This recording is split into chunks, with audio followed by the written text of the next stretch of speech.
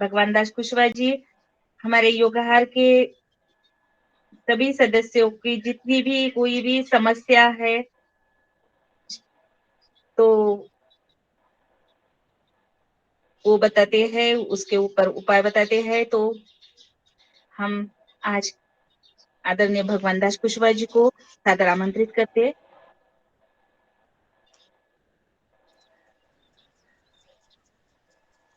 जी, आदरणीय सदन को मेरा ओम वंदन अभिनंदन।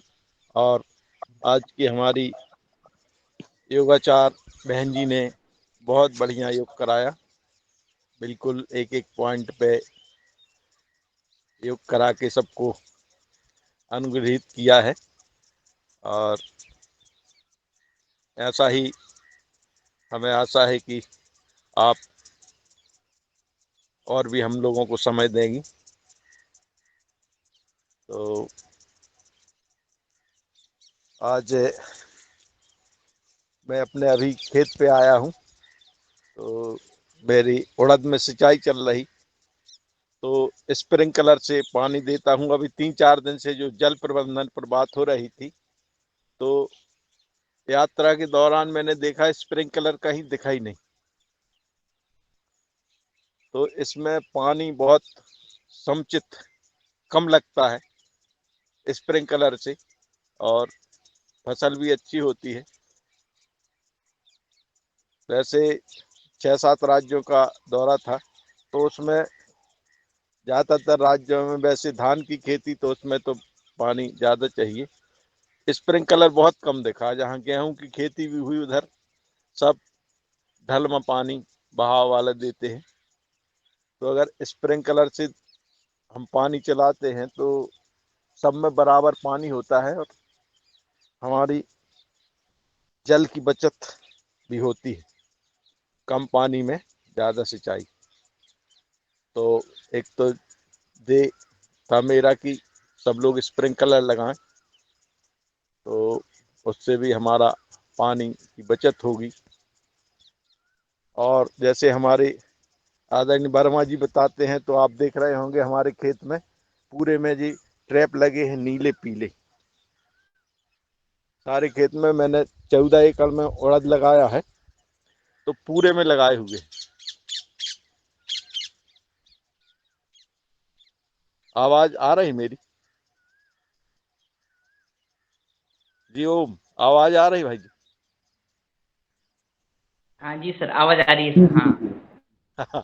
हाँ तो आप लोग देख रहे होंगे ट्रैप दिख रहे पीले नीले हमारे खेत में उड़द में लगाए हुए हैं हमने। तो ये कीट प्रबंधन का बहुत अच्छा तरीका है। इसमें बहुत बारीक बारीक मच्छर पूरे चिपक गए हैं इसमें, ये देख सकते हैं, आप लोगों को दिखेगा जी। बहुत बारीक बारीक मच्छर इसमें लग जाते हैं। तो हमको कोरोजिन जैसे तेज दवा नहीं डालनी पड़ी इसमें। दवा तो डाली, लेकिन कम पावर की, ज़्यादा महंगी भी नहीं। और ज़्यादा जल्दी जो हर हफ्ते डालना पड़ती थी, वो 15 दिन में एक बार रिपीट की है। और बढ़िया उड़द है हमारा। कीट प्रबंधन इससे बहुत बचत हो गई हमारी, और अधिक जहर से भी हम बच पाए। तो यही मेरा था कि, और जैसे कल के हमारे आदरणीय चीफ गेस्ट महोदय ने बरसाती जल का प्रबंधन बताया, उस पर भी हमको लगता है कि ये मुहिम सरकार के पास जाना चाहिए, और सरकार इसमें लोगों को मदद करे, तो एक बहुत बड़ी जो आने वाली हमारी विकराल समस्या है उससे का निदान हो सकता है। पानी बचाकर उसका उपयोग, बरसाती पानी फालतू न जाए, और शुद्ध जल भी मिलेगा हमको, जो हम अभी वाटर फिल्टर लगा के, आरओ लगा के ले रहे हैं उसका जल। और उसमें कंपनियां आरओ लगा देती हैं, और हर साल लोगों से उसका रिपेयरिंग का 3,000 ले लेती हैं, तो वो बड़ा महंगा पड़ता है। तो उससे भी हम बच पाएंगे कि आरओ लगाना हमको और ये सब करना। तो जल प्रबंधन की बहुत अच्छी कल की तकनीक रही। तो इसमें हम सब लोग प्रयास करें कि उसको अपनाएं और उसको संगठित रूप में सरकार को भी ये मॉडल हम दें कि इससे हमारा देश का फायदा, लोगों का फायदा और आने वाले भविष्य में जो जल संकट होने की आशंका है उससे भी हम निजात पाएंगे, ऐसा मेरा मानना है। तो बहुत अच्छा कार्यक्रम रहा और अभी मैं 20 दिन में 20 दिन का टूर था मेरा बस से। तो करीब 10-15 जगह मैं यात्रा करके आया हूँ और सब लोगों को समय रहते घूमना चाहिए बाहर, नहीं फिर हाथ पैर नहीं चलते। 60 के बाद 70 के बाद दिक्कत होने लगती है।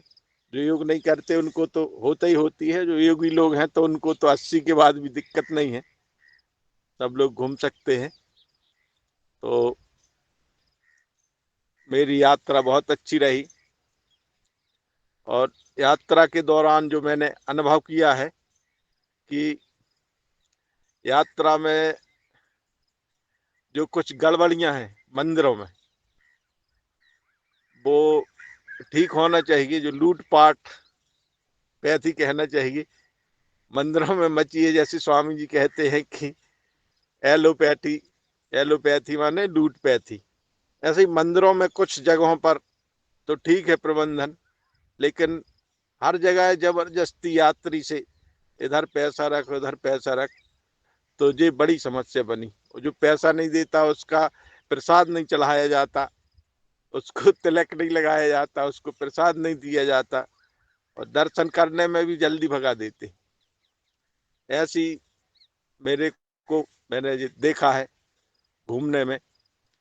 तो मैंने तो अधिकतर बाहर पैसे नहीं दिए, जो कुछ देना है तो उनकी हुंडी में डाला है पैसा। और सबको डालना चाहिए, यात्रा में जाए तो किसी के हाथ में न पकड़ाएं। जो दान पेटी होती है उसी में हमको पैसा डालना चाहिए, जो मंदिर के काम में आए, भगवान के काम में आए, ऐसा मेरा मानना है।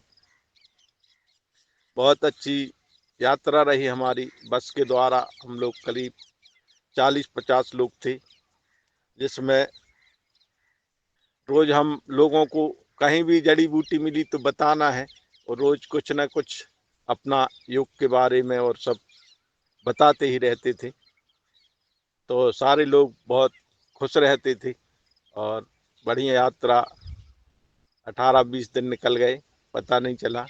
और मैहर से शुरू की थी हमने यात्रा, मैहर से चित्रकूट धाम, फिर प्रयागराज, प्रयागराज से काशी विश्वनाथ, काशी विश्वनाथ से अयोध्यापुरी, अयोध्यापुरी से फिर गोरखपुर, गोरखपुर में भी हमने जो गोरखनाथ जी का मंदिर और उधर जितने हमारे योगी थे शायद वो भी हमने आप लोगों को दर्शन कराए थे, जितने अभी तक योगी हुए हमारे भारत में, तो उनका भी हम लोगों ने दर्शन किया था।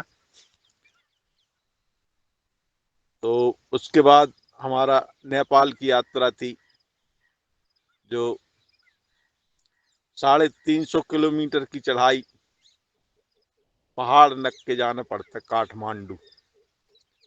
तो उधर जाके 2 दिन रुके और पशुपतिनाथ जी के दर्शन किए 2 दिन। फिर वापसी में मनोकामना देवी जो 3 पहाड़ों के ऊपर है उधर भी गए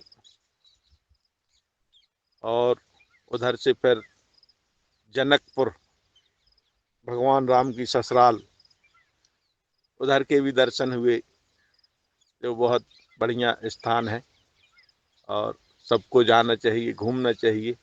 बाहर घूमने से सारे हम जो सुनते रहते हैं वो जब सामने देखते हैं तो और अच्छा अनुभव होता है। और वापसी में फिर हम लोग नेपाल से वापस कलकत्ता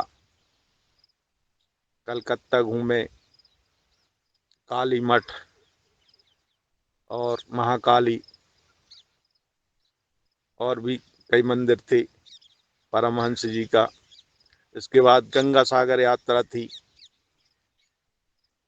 कहते हैं सब तीर्थ बार बार, गंगा सागर एक बार। पहले गंगा सागर में सिर्फ 14 जनवरी को ही टापू निकलता था, जहां लोग उसी में भर जा पाते थे, लेकिन अब उधर 30 किलोमीटर के एरिया का टापू निकल गया है और लोग उधर रहने लगे, शहर बस गया, खेती होने लगी। तो अब आप गंगा सागर कभी भी जा सकते हैं, अब कोई उधर दिक्कत नहीं रही। गंगा सागर के बाद जगन्नाथपुरी, इसमें समुद्र की लहरों का आनंद, गंगा सागर में समुद्र की लहरों का आनंद सब लोगों ने लिया। बहुत बड़ी बड़ी लहर आती है, उसमें बैठ जाते हैं तो करीब वो बहुत दूर हमको भेज देती है और फिर वापस फिर वहीं पहुंच जाते हैं। ऐसा समुद्र का नज़ारा भी हम लोगों ने आनंद लिया, स्नान किए उसमें। और वापसी में फिर बाबा बैजनाथ भुवनेश्वर में, उधर भी दर्शन किए। ऐसे और छोटे छोटे बीच में बहुत से स्थान पड़े जहाँ देखते हुए हम लोग आखिरी में डोंगरगढ़ छत्तीसगढ़ में माँ बमलेश्वरी देवी के दर्शन के साथ तिलवारा घाट नर्मदा में हम लोगों का समापन हुआ यात्रा में। और बहुत बढ़िया सुखद यात्रा रही। और सबको साल में एक बार जरूर निकलना चाहिए, जिससे हम साल भर, काम तो लगा ही है, काम बंद होने वाला नहीं है। जब तक जीवन में है तो काम बंद होने वाला नहीं है, इसलिए साल में एक टूर जरूर करें सब लोग। तो अभी मेरा ये जनवरी में ऋषिकेश हरिद्वार और अपना मथुरा वृंदावन 15 दिन होके आया था, और ये मेरा दूसरा टूर हो गया। तो बहुत अच्छा अनुभव रहा, और आशा है कि सब लोग भी एक साल में एक बार जरूर समय निकालें और घूमें। उससे हमारा जो पुरातन संस्कृति है वो भी बनी रहेगी, और हम लोग उसमें संलग्न रहेंगे, तो हमारा देश आगे बढ़ेगा, हमारी संस्कृति आगे बढ़ेगी। और इसी के साथ मेरा सभी को ओम वंदन अभिनंदन। और जहाँ तक स्वास्थ्य की बात है, तो मैंने हमारे आदरणीय पहले डॉक्टर आदरणीय जी आदरणीय चीफ गेस्ट महोदय, जी पहले हम चर्चा कर लें आज की आपकी जो यात्रा रही है चार धाम की। जी चार धाम की यात्रा में जो आपने अपने अनुभव बताए, आपने अपने अनुभव बता दिए हैं। अब हम जी ये चाहेंगे कि हमारे सदन में उपस्थित भाई बहन भी अपनी बात पूछ सकते हैं। जैसा आपने मंदिरों में ये बात बताई है कि मंदिरों में भी लूट पैंथी मची हुई है, और जिससे धर्म के प्रति आस्था कमज़ोर होती है। यह बात जी सही है, और ये हर जगह देखने को मिलता है। तीसरा है ये कि जो आपको लगा, अनुभव जी किया, वहाँ खेती किसानी भी रही होगी, जी हाँ वहाँ पेड़ पौधे औषधीय या तमाम चीज़ें रही होंगी।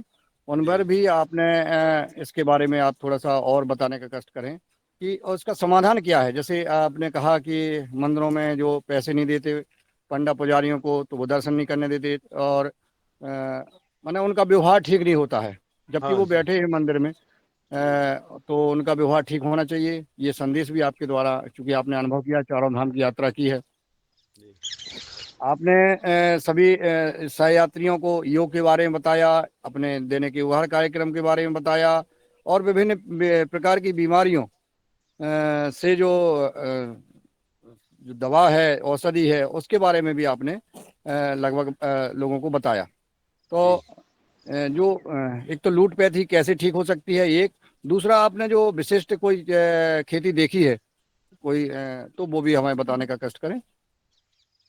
जी।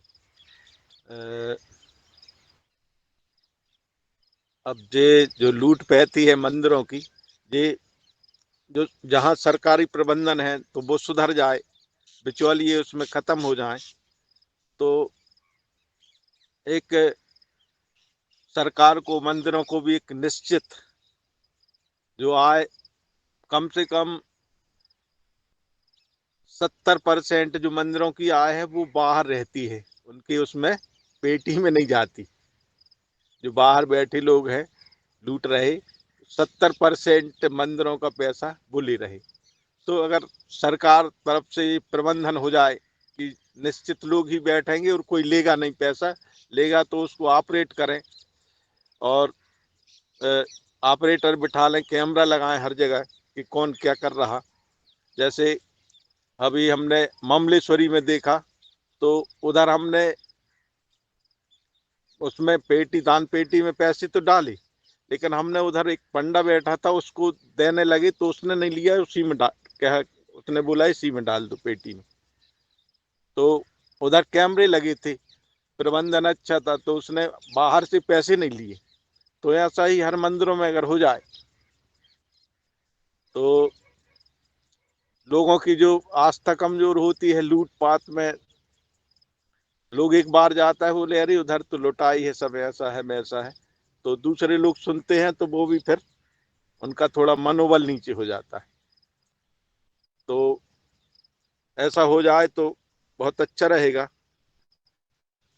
हमने नेपाल में बगैर बोरवेल, बगैर उसके खेती देखी है। उधर के पहाड़ रिश्ते रहते हैं और छोटी छोटी क्यारियां बना के अभी उधर धान की रोपाई चल रही, कहीं कहीं गेहूं कट रही, मैंने कहीं सब्जी लगी है, और सारा पानी वो जहाँ से आता है स्रोत, उसको नाली बना के उसका उपयोग करते हैं, जो एक्स्ट्रा होता है वो नाले में भेज देते हैं। तो उनको ना बिजली लगती है और ना कुआं खोदना पड़ता है, ऐसे ही उनका काम बहुत अच्छा चलता रहता है। और पश्चिम बंगाल में हमने धान की खेती देखी, बहुत अच्छी धान। उड़ीसा में रुके हम लोग रात, उड़ीसा में भी धान की खेती बहुत बढ़िया देखी। उधर के खेतों में भी मैं गया जहाँ रुका, तो उतरते ही मैं बस से और खेत में घुस जाता था। सब लोग एक दो चार लोग और पीछे हो जाते थे, तो बहुत अच्छा अनुभव होता था। तो ऐसी हमारी यात्रा रही। और काजू का जंगल भी मिला, जहाँ हम लोगों ने बस रोक के काजू तोड़े और उनका भी आनंद लिया। तो ऐसी हमारी यात्रा थी, और इसी के साथ मेरा सभी को ओम वंदन अभिनंदन। जी। और सदन में उपस्थित अगर किसी भाई का, बहन का कोई चार धाम यात्रा के बारे में पूछना चाहते हैं, समझना चाहते हैं, तो आदरणीय भगवान दास कुशवाहा जी से बात कर सकते हैं, संवाद कर सकते हैं, हैंड रीच कर सकते हैं, अनम्यूट करके बात कर सकते हैं। किसी भी भाई बहन को चार धाम यात्रा के बारे में कोई बात करना है तो सादर आमंत्रित हैं। अब हम अगले विषय पर चलते हैं, आपका औषधीय खेती। और आप वैद्य भी हैं। आप प्रतिदिन योगाहार कार्यक्रम को के सदस्यों को विभिन्न बीमारियों के बारे में बताते हैं।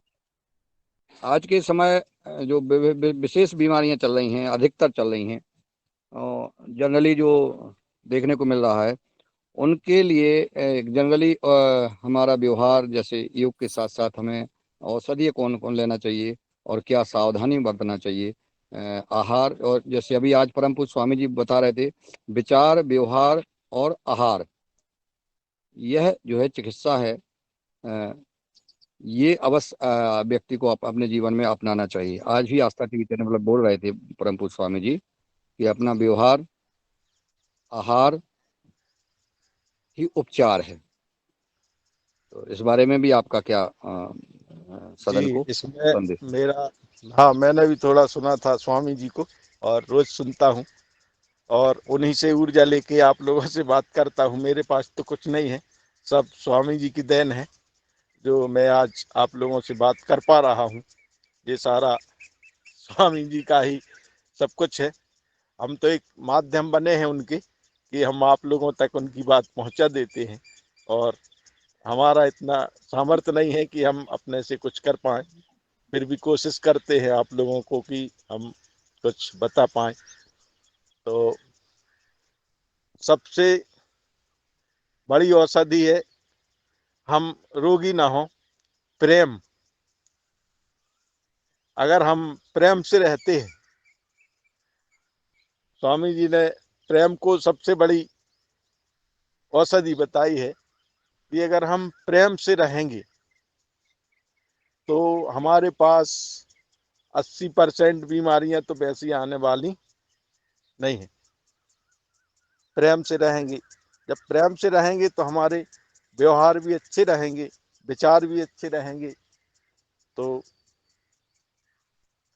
हम लोगों को प्रेम से मिलजुल कर रहना चाहिए। स्वामी जी कहते हैं कि प्रेम से रहो, मिलजुल के रहो, मिला जुला खाओ।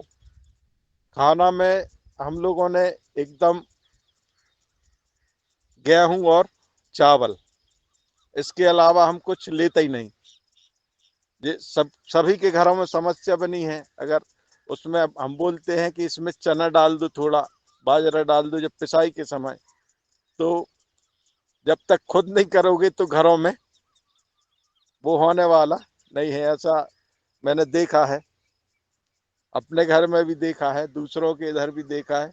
बता दो लेकिन ला के रख दो, लेकिन जब तक उसको आप कलाई में एक महानुभाव से मिला आए हमारे इधर बैठने, हमारे इधर के मालगुजार थे, भारतीय किसान संघ के महाकौशल प्रांत के अध्यक्ष थे, तो कल आए थे वो बैठने, कुछ वसूली चंदा करने। साल में एक बार आते हैं वो लोग, इकट्ठा करते हैं चंदा भारतीय किसान संघ वाले। तो उन्होंने बताया कि मैं 1 साल से उनको शुगर थी तो गिलोय ले रहा, तो हमारे पास बहुत गिलोय लगी है तो हमारे इधर से बुलवा लेते हैं। 1 साल से पी रहा तो बोले हमारी शुगर बिल्कुल लेवल है, और भी कई बीमारियां हैं जो ऐसी ठीक हो गई। तो उनको हमने और कल बताया कि आप इम्यूनिटी ग्रेड गोल्ड का सेवन और करें, तो और भी उनको एक सिस्ट थी, उसको भी उनने डिजायर करवाया है, तो उनने कहा जरूर हम लेंगे। तो ऐसी छोटी, अब गिलोय भी हमने उनको, ये हमने क्या किया, अपने गांव में हर घर में 3 दिन योग कराता था मैं, हर घर में। तो आज जिस घर में 3 दिन हो गए तो अगले दिन जिस घर में जाना है उसको बता देते कि कल आपके पास आएंगे। पूरे घर को बिठालते थे, सामूहिक क्लास नहीं, पर्सनल हर घर घर जाके हमने योग कराया और पूरे गांव को जागृत किया। हालांकि बहुत लोग अभी नहीं करते हैं, छोड़ दिया, कुछ करते हैं। तो उसमें 3 दिन तो जाके सुबह हम उनको 5 बजे 4 बजे जगा देते थे, और वापस आके हम अपनी गाय को खाना देके फिर जब वो फ्रेश हो जाते तो फिर हम पहुंच जाते थे। तो 1.5 से 2 घंटे हम रोज हर घर में जाके योग कराना, और अपना कि भाई कम, तेरे पास अगर 4 एकड़ है तो आधा एकड़ में लगा ले शुद्ध खाने के लिए। इसका भी प्रचार प्रसार करता रहा, और अभी भी जहाँ बैठता हूँ तो योग के बारे में और उसके बारे में बताता हूँ। तो हमको औषधि खेती भी करना चाहिए। अभी बीच में हमारे कुछ किसानों ने अश्वगंधा लगाया था, उसमें कुछ अच्छा पैसा मिला उनको। आदरणीय आप भी शायद पड़रिया गांव गए थे किसान प्रशिक्षण, जहां अपन ने कराया था, उधर के किसानों ने लगाया था और उनका अच्छा बिका, वो करीब 25,000 रुपये कुंटल बिक गया था पिछले साल। वही तो आरपीएल किया था ना अपन ने पड़रिया। हाँ जी, RPL किया था पढ़िया जी। वही। राम प्रसाद पटेल। हाँ जी। राम राम प्रसाद पटेल जी का बैच लगा था। हाँ हाँ जी जी। जी वहीं आप अपन गए थे शायद 2 बार, और हमारी दो उधर। बार गए थे। हाँ। हम्म। और हमारी उधर वो साइंटिस्ट बहन जी, उनको भी बुलाया था। डॉक्टर कौन थी वो अपनी, फॉरेस्ट वाली। फॉरेस्ट वाली मैडम। हाँ हाँ जी। नंबर नंबर फीड है मेरे पास उनका। हाँ हाँ जी। तो अभी भी जिन किसानों को मैंने बांस लगवाए थे, तो वो इधर अगर दौरा होता है तो जरूर हमारे पास मिलने आती हैं कि आपके माध्यम से, हम तो किसी को जानते नहीं थे। और आज जिन किसानों ने बांस लगाए हैं वो भी बहुत खुश हैं। जो सरकार की योजना थी उसका पूरा उनको लाभ मिला, 3 साल तक पैसे मिले, और अब बांस बहुत अच्छी ग्रोथ पे है। और एक बार लगा दो तो 40 साल तक उसकी फसल लेते रहते हैं हम। तो बांस की भी अच्छी खेती है, उसमें सरकार छूट दे रही। तो ऐसा है। और हम अश्वगंधा की खेती कर सकते हैं, बिल्कुल कम लागत की है। और हमारे सदन में और हमारे विशिष्ट जन हैं जो, हम तो कुछ नहीं कर पाते हैं, थोड़ा बताई भर देते हैं, लेकिन हमारे पास और करने वाले बड़े बड़े धुरंधर लोग हैं, जैसे वर्मा जी, रघुवंशी जी, और भी बहुत लोग हैं। तो हम सब इन्हीं से सीखते रहते हैं और आप लोगों को बताते रहते हैं। और हमारा कहना है कि हम गिलोय, अगर दिन में दोनों टाइम नहीं ले सकते तो कम से कम एक बार गिलोय घनबट्टी जरूर लें, खाली पेट। और सप्ताह में एक दिन गोधन अर्क ले लें, तो उससे पूरी बॉडी डिटॉक्स हो जाती है हमारी। गोधन अर्क जरूर लें। और मेधावटी एक गोली रोज खाएं, इम्यूनोग्रेट। ऐसे अभी स्वामी जी 2-3 दिन पहले बता रहे थे कि हमने भी मेमोरी ग्रेड लेना शुरू कर दिए, और इम्यूनोग्रेट गोल्ड।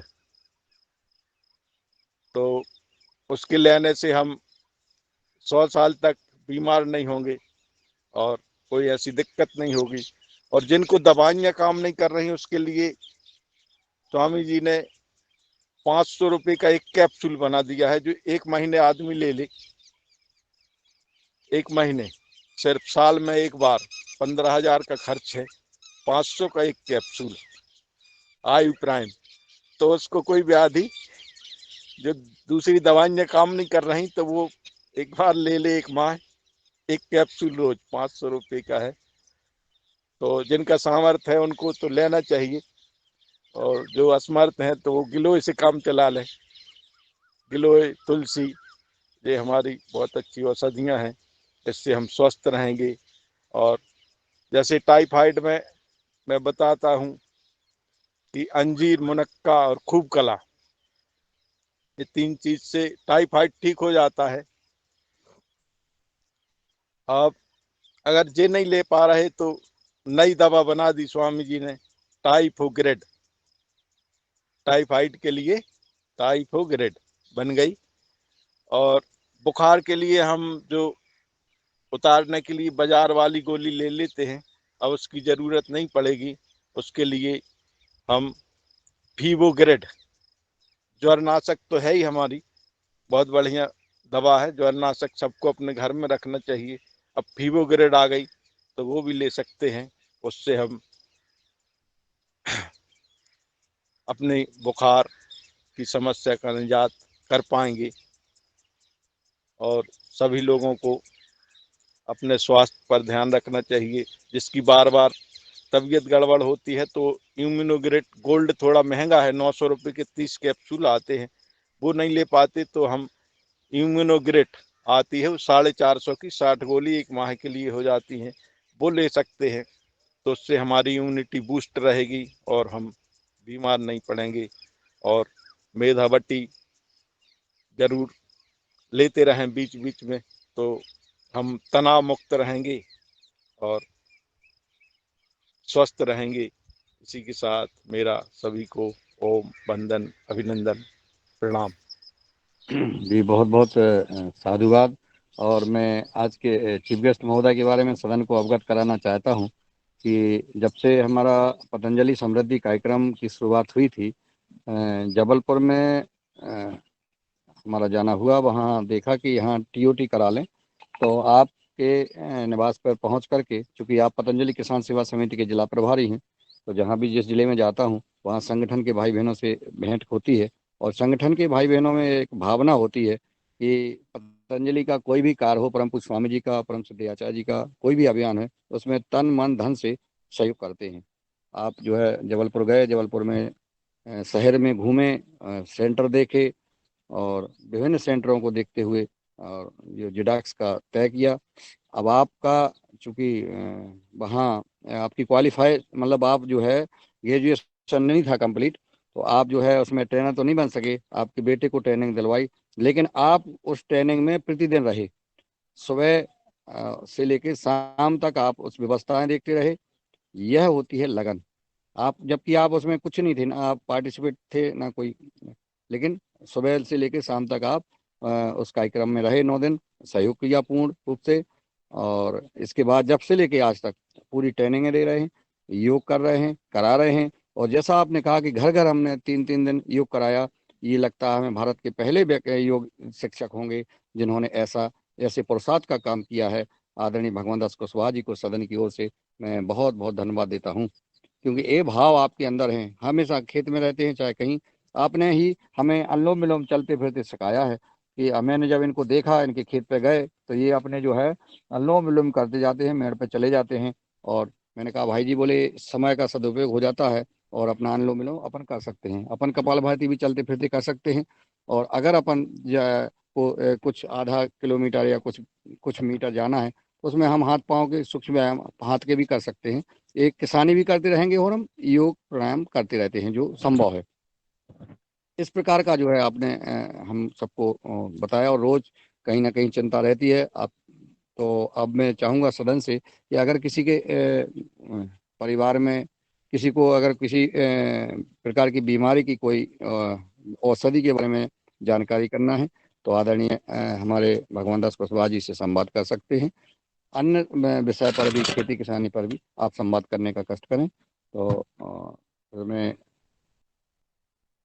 अगर किसी का हैंड रीच कोई बात करना चाहता है तो सादर आमंत्रित हैं, बात कर सकते हैं।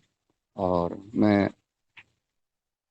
आदरणीय दिनेश जी सेमवाल जी को ही आमंत्रित करता हूं कि वो आएँ और सदन को में अपना उद्बोधन और अपना विचार रखने का कष्ट करें। मेरी आवाज़ दिनेश जी तक पहुंच रही है? शायद आवाज़ नहीं हाँ पहुंच जी। रही है। जी आदरणीय, पहुंच रही है? धन्यवाद। जी, हाँ, जब आपकी आवाज पहुंच रही है। मैं आपका स्वागत है। मैं मोबाइल से देर में पहुंचा, मोबाइल के पास में। जी धन्यवाद आदरणीय। और सदन को नमन। बहुत सुंदर चर्चा रही आदरणीय आज की हमारी मुख्य अतिथि जी की। और वो वैद्य राज हैं।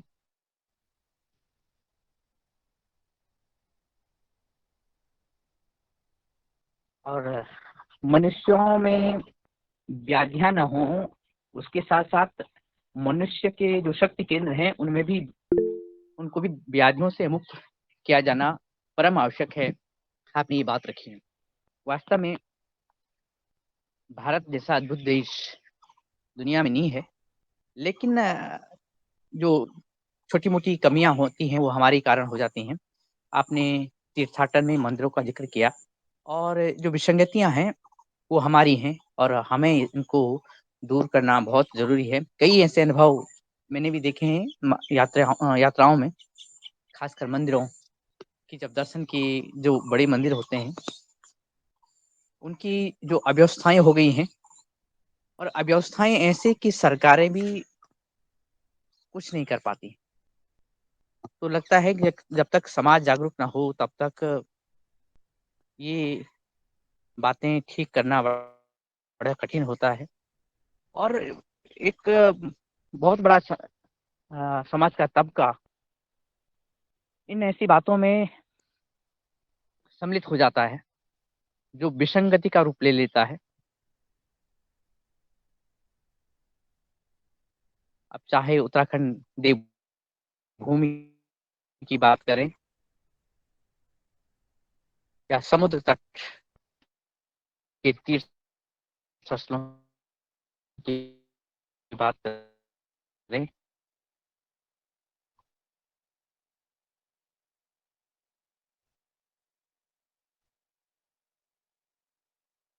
सभी जगह ये बातें दुरुस्त हों, ये चर्चा का विषय भी है। और चर्चा का विषय से ज्यादा ये एग्रो टूरिज्म की विवेचना भी आपने की कि किस तरह से अलग अलग क्षेत्र में अलग अलग आपने फसलें देखी हैं और फसलों की जो तकनीकी प्रयोग किए जा रहे हैं, साथ में सुविधाएं, सिंचाई की बात हो, फसलों की बात हो, ये आपने रखी हैं।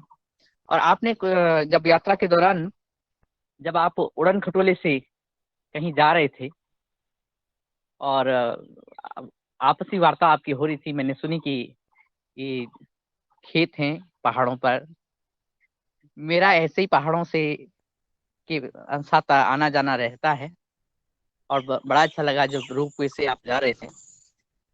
आप वैद्य हैं और अपने सहयात्रियों के साथ आपने और अलग अलग लोगों के साथ अवश्य ही उसकी चर्चा की है कि कैसे हम स्वस्थ रहें। तो कुल मिलाकर जो मुझे लगता है कि जो एग्रो टूरिज्म है, कृषि पर्यटन है, तो तीर्थाटन के साथ कृषि पर्यटन की बात बहुत महत्वपूर्ण हो जाती है। और इस क्षेत्र में रोजगार की संभावनाएं भी धीरे धीरे काफी बढ़ रही हैं। हमारे आदरणीय नरेंद्र मोदी जी भी इस क्षेत्र को आगे बढ़ाने की बात करते हैं और ये क्षेत्र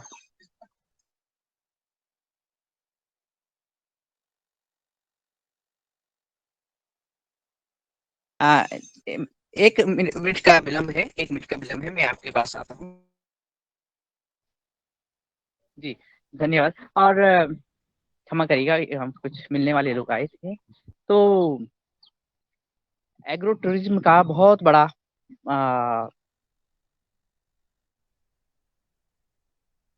दायरा बढ़ रहा है, जिसमें रोजगार की संभावनाएं भी हैं, स्वास्थ्य की संभावनाएं, हेल्थ टूरिज्म भी बढ़ रहा है। और आपने अपने खेत में जो स्टिप लगाई हैं, जो कीट नियंत्रण का जो प्रयोग किया है, तो एक तरह से आपने एक कैप्सूल दे दिया हमें जिसमें बहुत सारी जड़ी बूटियां हैं, यानी बहुत सारी तकनीक हैं, बहुत सारी यात्राओं के जो वृत्तांत थे आपने रखी। आपने अपनी यात्रा के साथ साथ कैसे आप अपनी जो दालें हैं उनको कीड़ों से बचा रहे हैं और कैसे कीट नियंत्रण कर रहे हैं, ये भी आपने बात रखी है। हाँ, ये जो आज की बात है, ये सम्मिलित रूप से आगे बढ़ रही है। कई कई विचारों को आगे के लिए चर्चा के लिए भी खोल देती है कि जहाँ हम अपने भोजन को स्वास्थ्य को देखते हुए भोजन की सुरक्षा करते हैं, जहरों से बचाने की सुरक्षा करते हैं और जो तकनीक आपने यूज कर रहे हैं उसको आगे बढ़ाने की चर्चा करते हैं। वैसे उसके साथ ही जब हम इधर उधर भ्रमण करते हैं तो वहां भी जो ज्ञान हमने संजोया है, जो हम प्राप्त करते हैं एक दूसरे तक पहुंचाते रहें, तो हमारी जो विसंगतियां हैं, चाहे खेत की हो, चाहे समाज की हो, चाहे मंदिर की हो या फिर हमारे संपूर्ण देश की हो, ये हम स्वयं ही ठीक कर सकेंगे। ऐसी विचारणा आपने दी है और आपका बहुत बहुत धन्यवाद है। और हम पुनः चलते हैं आदरणीय भाई साहब जी के पास। धन्यवाद सर, प्रणाम। जी धन्यवाद आदरणीय दिनेश श्यामल जी। आदरणीय रमेश चंद्र मेहरा जी को मैं सादर आमंत्रित कर रहा हूँ। आप पतंजलि किसान सेवा समिति जिला प्रभारी नर्मदापुरम से हैं। और आदरणीय रमेश चंद्र मेहरा जी भी प्राचार्य से रिटायर्ड हुए हैं और रिटायर्ड होने के बाद व्यक्ति घर बैठ जाता है और दवाएं खाता रहता है, बीमार पड़ा रहता है और अपने आप में समझ लेता है कि अब मैं किसी काम का नहीं हूँ और सिर्फ दवाएं खाता रहता है और घर वालों को भी परेशान करते रहते हैं, मानसिक, सामाजिक और लेकिन आदरणीय रमेश चंद्र मेहरा जी इस बात के जो है प्रेरणा व्यक्तियों को लेना चाहिए कि इन्होंने शिक्षा विभाग में अपनी सेवाएं दे करके और अब किसानों के हित के लिए, चाहे वो गुजरात जाना पड़े, चाहे अहमदाबाद जाना पड़े, चाहे कहीं भी किसी भी राज्य में किसी भी देश में, और आप जो है प्रशिक्षण जहाँ भी हो रहा है वहाँ प्रशिक्षण लेते हैं। युग हर कार्यक्रम के हर जगह चर्चा करते हैं और किसानों को के साथ बैठ करके नर्मदापुरम में अधिकतर किसानों को इन्होंने जोड़ कर रखा है और हर कार्यक्रम में होते हैं। 11 फार्म लैब तैयार आदरणीय रमेश चंद्र मेहरा जी के प्रयास से हुए हैं और योग कराना, योग शिविर लगाना, इस तमाम प्रकार के जो है काम लगातार कर रहे हैं। आप ट्रेनर फार्मर भी हैं, पतंजलि समृद्धि कार्यक्रम से जब से जुड़े हैं तब से आप लगातार सक्रिय हैं। जैविक प्रमाणीकरण भी आपने कराया है, एक ग्रुप भी बनाया है। इसलिए मैं रमेश चंद्र मेहरा जी से चाहूँगा कि अपने अनुभव भी शेयर करें और हमारे चीफ गेस्ट महोदय से भी संवाद करने का कष्ट करें। जी ओम, सदन को जी जी आदरणीय, एक मिनट। हाँ, हमारे आदरणीय वर्मा जी के दर्शन हुए। जी, हमारे जो ट्रैप लगे हैं उन्हीं की देन है, उन्हीं का हमने अनुसरण किया और ये लगाया है। आदरणीय वर्मा जी को नमन, प्रणाम, ओम। नमस्कार, प्रणाम। फायदा जी हुआ ना इससे? क्या फायदा हुआ? जी आदरणीय, फायदा हुआ जी। देखिए, आप लगे, हमारे पूरे 14 एकड़ में लगाए हमने। जी, दवा नहीं डालना पड़ रहा होगा ना? नहीं, दवा डाली, लेकिन जो हर 8 दिन में रिपीट करते थे वो नहीं, अब 15 दिन में एक बार। हाँ, हाँ? खर्च आधा हो गया और कोरोजिन जैसी तेज दवा नहीं डालनी पड़ी। देखिए कितना आसान है। इसमें और एक काम, लाइट ट्रैप लगा देते और कम हो जाता आपका। हाँ जी, फिर तो जीरो हो जाता जी। लाइट जीरो हो ट्रैप जाता। इधर थोड़ी फेरोमोन ट्रैप। हाँ? थोड़ा लाइट की समस्या थी हमारे इधर, तो वो नहीं लगा नहीं, पाए। लाइट नहीं, सोलर सोलर वाला आता, सोलर लाइट ट्रैप आता है, 1000-1200 रुपए सेंसर बेस आता है। कुछ नहीं जी करना, अपने आप जलता है, अपने आप बुझता है। जी जी, चलिए अब उसको ऑनलाइन करेंगे, अगली बार उसको लगाएंगे जी। वो ऑनलाइन है, लगा दो तो आपको दवा बिल्कुल जीरो हो जाए, कीटनाशी तो जीरो हो जाए। जी जी जी आदरणीय, भैया धन्यवाद इसकी सफाई लगाए, इसकी 60-70% हो गया हो। जी। ठीक है आदरणीय जी। ओ ये जी, जी मैं आदरणीय आदरणीय विनय कुमार जी का जो रहता है, अब आदरणीय विनय कुमार जी को देख करके भारी किसानों ने ये जो है चिपचिपी पट्टी लगाई है, लाइव ट्रैप लगाए हैं और ये कर रहे हैं। आपका प्रयास सार्थक चल रहा है और धीरे धीरे और बढ़ रहा है। अभी तो कितना समय हुआ आपको बताए, लेकिन कई किसानों ने लगा लिया। अब 14 एकड़ में लगाया है भगवान दास कुशवाहा जी ने, एक थोड़ा नहीं 14 एकड़ में लगाया है। अरे तो और उनका मुन्नीलाल जी, जी जहर से तो आप बच जाएंगे ना, हम सब लोग बचेंगे ना इससे, जो कह रहे थे कोराजन से। जी जी जी, बिल्कुल बिल्कुल। कोरोजन से तो आप जो है, कोरोजन के तो दुश्मन हो गए आप। दुश्मन तो नहीं। वो कंपनी वाला जो है, कोरोजन हाँ। कंपनी वाला कहेगा ये विनय कुमार जी कहाँ से आ गया है? ये ये बिल्कुल देखिए, आप मैं शुरू बार बार कहता था, बिल्कुल सिंपल। किसी भी फसल में आपको कीटनाशी का मैं बताऊं 80% जरूरत नहीं है। अगर आप वही सेंसर पे लाइट ट्रैप लगा दें, एक फेरोमोन ट्रैप इसमें आता है, हेलिकोवर्पा का आता है, जो मूंग में अभी छेद करता है, वो लगा दें 1 एकड़ में। 4-5 थैली टाइप होता ना, लटका होता, गोल गोल में डाला था आपको, वो लगा दें तो आपको दवा कीटनाशी जो डालते थे कोराजन वाजन, इसकी डालने की जरूरत हम नहीं समझ रहे जरूरत पड़ेगी। हमने आपसे एक निवेदन किया था कि जो अपन को डालना है, एक वो एक जगह का नाम बता दें कि इस जगह सारी चीजें मिल जाएंगी। तो वहां से एक किसान ऑर्डर कर सकता है ताकि घर पे आ जाए और उसको विश्वास रहेगा कि आ जाएगा। क्योंकि कहीं कहीं जो अपन ऑनलाइन मंगाते वो माल नहीं आते हैं। तो ऐसा कोई वो बता दें तो किसान सारे लोग मंगाने के लिए तैयार हैं। तो ये कई कंपनियां, जैसे ग्रीन रिलेशन कंपनी है, वो अपना भेज देता है।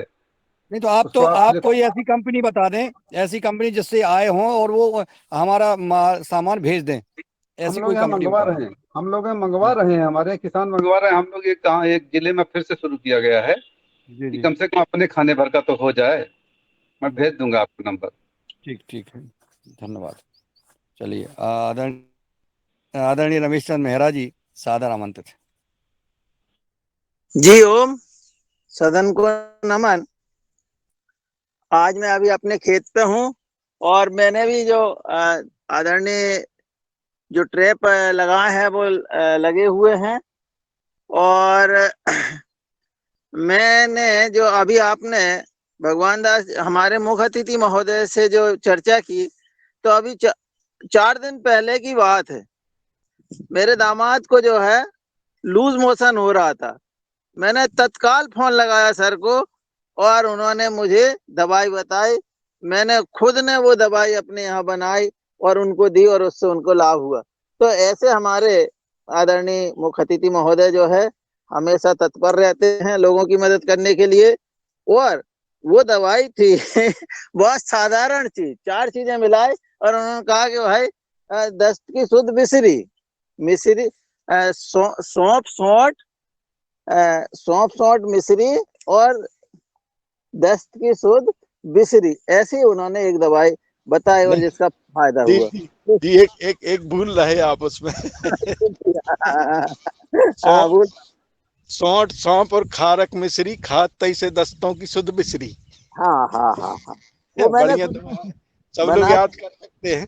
जी सब लोग इसको रट लें और हाँ 10 लोगों को बता दें तो भूलेंगे नहीं। 10 लोगों को बताएं, जी सौंठ जी सौंफ और खारक मिश्री, खातई से दस्तों की शुद्ध मिश्री।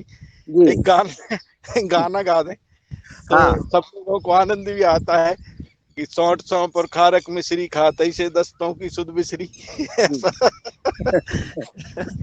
और इसका हमने जी इसको बनाया और दिया और उसका लाभ लिया। तो इस तरह से हम एक दूसरे के सहयोग कर सकते हैं, एक दूसरे के अनुभव का लाभ ले सकते हैं। और हमारे योगाहार की यही एक विशेषता है कि हम जो है एक दूसरों की मदद करते हुए, सहयोग करते हुए आगे बढ़ रहे हैं। जी ओम, सदन को नमन। जी बहुत सुंदर। और अगर अगर जो है ये दवा आप भगवान दास जी से नहीं पूछते तो अस्पताल में जाते, बोतलें लगती और निश्चित है कि बहुत लंबा बिल बनता और परेशानी होती।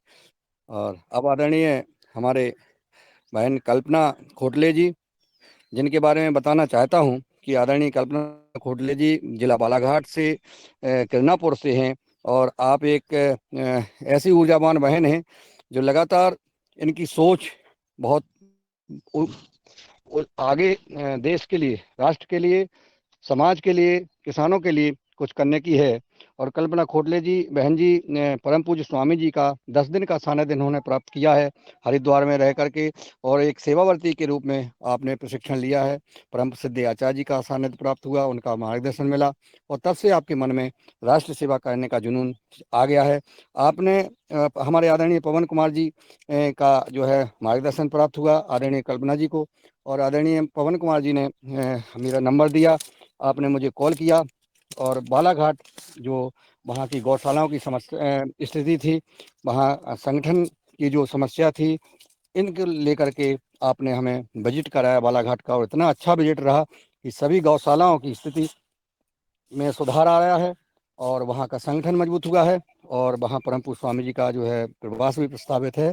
तो मैं आदरणीय कल्पना जी को सादर आमंत्रित करता हूँ, आप एक शिक्षक हैं, कि आप आएँ और अपनी बात रखें। सदन को प्रणाम, सभी को ओम।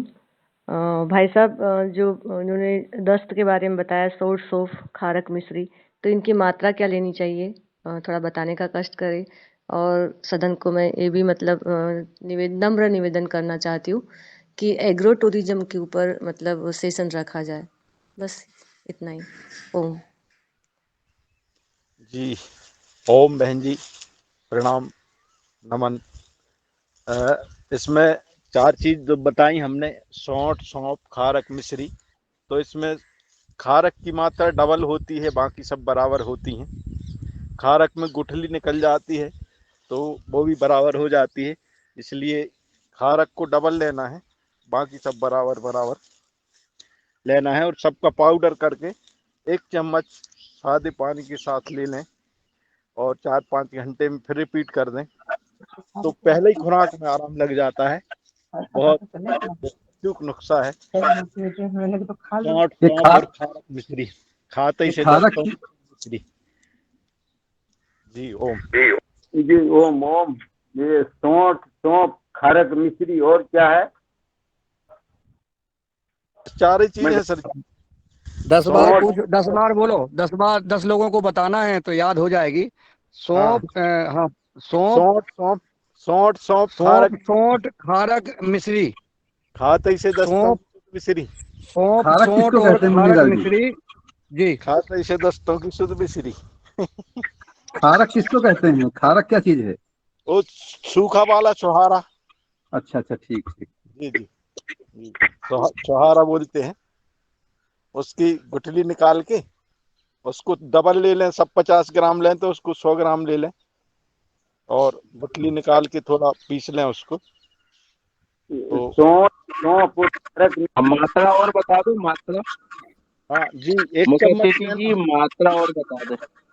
जी, 1 चम्मच आदरणीय पानी के साथ पीस के उसको पाउडर कर ले, थोड़ा जितना हो जाए। और ना भी हो पाए तो ऐसे ही चबा के खा सकते हैं, उससे भी आराम हो जाता है। सौंठ सौंफ और खारक मिश्री सब 50-50 ग्राम ले लें, खारक भर डबल ले लें 100 ग्राम, और सबको मिक्सी में डाल के पीस लें, और 1-1 चम्मच पानी के साथ ले लें तो तुरंत राहत करता है। बहुत अच्छी दवा है जी।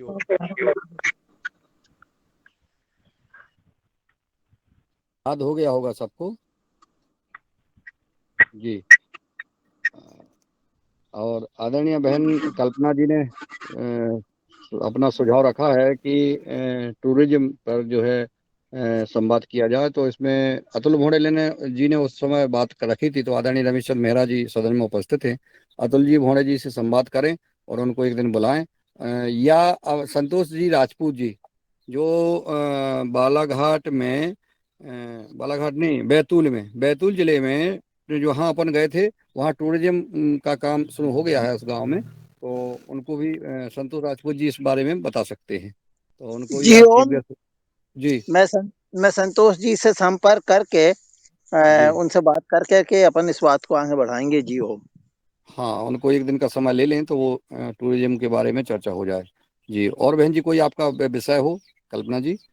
तो और भी दोनों विषय आपके हो गए हैं। वो दवा बता दी है और टूरिज्म की बात रमेश चंद्र मेहरा जी करके, और एक दिन इस पर संवाद हो जाएगा।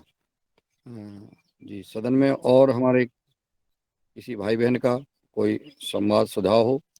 जी। आदरणीय प्रदीप राज वर्मा जी, जो जिनके बारे में मैं सदन को अवगत कराना चाहता हूं कि आप जो है एक फॉरेस्ट अधिकारी थे, और फॉरेस्ट अधिकारी होने के बाद जब आपने उस समय भी आदिवासी भाई बहनों के साथ बहुत अच्छा काम किया है। और उसके साथ से और जो पत्थर का पहचान और पत्थर के बारे में आपने जो नए नए रिसर्च किए हैं, ये सदन को पहली बार देखने को सुनने को मिला था। क्योंकि आदिवासियों का जो वहाँ जंगलों में वनों में पत्थरों का जो प्रयोग देखा आपने खेती करने का, वो भी तरीका बताया था जो अद्भुत था। से ठीक। और इसके बाद आपका जो विचार है, आपका अध्यात्म की ओर, योग की ओर, और प्राकृतिक खेती कर रहे हैं, आप स्वयं प्राकृतिक खेती कर रहे हैं। एक नई पद्धति देखी आपकी हौदी में, जो है गौ कृपा अमृत डला है, और गौ कृपा अमृत इन्होंने कुएं में अंदर पहुंचाया है, जहां से पानी मोटर खींचती है उस जगह इन्होंने छोटी बॉल डाल दी 1 इंच की, और वहां से वो सीधा जो है खेत में जा रहा है। इनकी नई तरीका मैंने वो भी देख के आया हूँ। और इनका केला और अमरूद और जाने क्या क्या इतना अच्छा बगीचा लगा है। और बीच बगीचे में इनका मकान पूरी ऑक्सीजन के साथ और एनर्जी के साथ बना हुआ है। मैं आदरणीय प्रदीप राज वर्मा जी को सादर आमंत्रित करता हूँ। ऐसे महानुभाव जुड़े हुए इस सदन में कि कर रहे हैं अनुभव और प्रसन्नता के साथ रह रहे हैं। अभी आप देखिए इनके चेहरे को प्रसन्नता। और जब इटारसी में कार्यक्रम हो रहा था, इन्होंने इसके पहले हार्निया का ऑपरेशन कराया था। अब और जो है वहाँ किसानों के साथ जो डंडा वाले किसान थे, सबके साथ नृत्य कर रहे थे। आप भी खूब ऊंचा कुचक के ये जो है नृत्य करने लगे। मुझे पता था कि आपने हार्निया का ऑपरेशन कराया है, तो मैंने 1-2 बार इनको इशारा किया। तो ये काय को इनने सोचा कि ये कह रहे हैं कि थोड़ा दूर हो, तो ये फिर नचने लगे। हमें गुस्सा आ गई कि हार्निया का ऑपरेशन अभी खुल जाएगा कुछ। मैंने कहा पता है तुम्हें हार्निया का ऑपरेशन कराया, तुम बार बार इतना जोर जोर से, अरे सॉरी सॉरी। इनको कोई होश नहीं था। ये जो है तो आदरणीय प्रदीप राज वर्मा जी सादर आमंत्रित है। ओम। सदन को सादर प्रणाम, और मुख्य अतिथि महोदय को भी सादर नमन। सबसे पहले तो एक क्वेश्चन था मुख्य अतिथि महोदय से कि मेरे एक मित्र को सोरायसिस है, वो वहीं जबलपुर के रहने वाले हैं, तो आपके पास उनको मैं भेजना चाह रहा हूँ या संपर्क करा दूंगा। और दूसरी बात कि मैंने अभी एक दिन बोला था कि अपन गुंजा के ऊपर मेरे पास कुछ साहित्य है, तो आज तो समय हो गया, अपन कल मैं उसके ऊपर थोड़ा चर्चा करेंगे। मतलब 2 मिनट का समय दीजिएगा तो मैं गुंजा के ऊपर जो मेरे पास एक कविता है, कविता के रूप में है ये पुराने ग्रंथ में, गुंजा मतलब रत्ती, उसके ऊपर अपन ने एक दिन चर्चा हुई थी। तो मेरे पास जो है उसके क्या क्या उपयोग हैं, तांत्रिक प्रयोग, दवा के प्रयोग, वो कविता के माध्यम से है। तो मैं, आप बोलें तो यदि 5 मिनट बाद बोलें तो मैं अभी निकाल के दूं, और नहीं तो कल दूंगा। तीसरी एक बात और मैं बोलना चाह रहा हूँ कि मैंने इस बार 2 बार परिक्रमा करी, नर्मदा परिक्रमा, एक बार पूरी एक बार अधूरी। तो मैंने ये पाया वहां पे कि पैदल परिक्रमा वासियों को भोजन कराने वाले लोग तो असंख्य हैं। जिस घर में भी पैदल परिक्रमा वाला निकलता है, हर आदमी उसके भोजन की व्यवस्था करता है। नहीं तो बहुत बड़े बड़े आश्रम और मठ बने हुए हैं, मठ मतलब मंदिर बने हुए हैं, आश्रम बने हुए हैं, और सेवा के लिए खास तौर से भोजनशालाएं बनी हुई हैं जो पैदल परिक्रमा वासियों को भोजन कराती हैं। किंतु फिर भी मैंने एक चीज देखी है कि वो समय परिक्रमा का होता है अक्टूबर से मार्च तक। अक्टूबर के पहले होती नहीं है शुरू, क्योंकि 11 के बाद, देवउठनी 11 के पे शुरू होती है मोस्टली, तो उसके पहले शुरू नहीं होती है। और जो चौमासा करते हैं वो दीपावली पे के बाद चलो चालू कर देते हैं, यानी जो पहले से परिक्रमा में रहते हैं वो चौमासा में कर देते हैं। उस समय फलों की कोई बहुत कमी होती है, कोई कहीं भी आश्रम में भोजन तो मिलता है किंतु फल कुछ नहीं मिलता। तो मेरे दिमाग में एक बात आई कि क्यों ना हम कुछ फलों की व्यवस्था करें। तो फलों की व्यवस्था हम सब जगह नहीं कर सकते हैं, कहाँ कहाँ करेंगे, और फल उस समय होते भी नहीं जा रहा है। या तो केला मिलता है ज्यादातर, बस एक ही फल मिलता है, कभी कहीं कहीं चीकू भी देखने को मिला। तो मेरे दिमाग में आई, क्योंकि मेरे पास बेर का पहले 700 पेड़ का बगीचा था, जिसमें 700 एप्पल बेर, 12-13 प्रकार की बेर की वैरायटीज लगी थी, मोस्टली एप्पल बेर थी उसमें।